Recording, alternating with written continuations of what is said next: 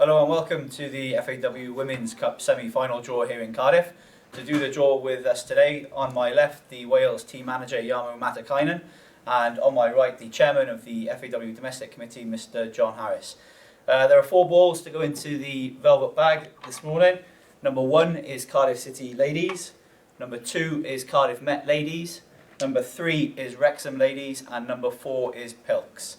The semi-finals are both at neutral grounds, so the first team drawn out by Jarmo will be in the home dressing room.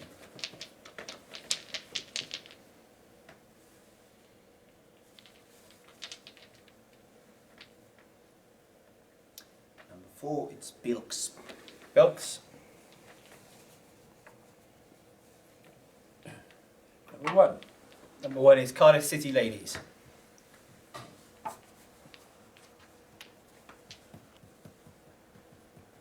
Number 3, it's Wrexham.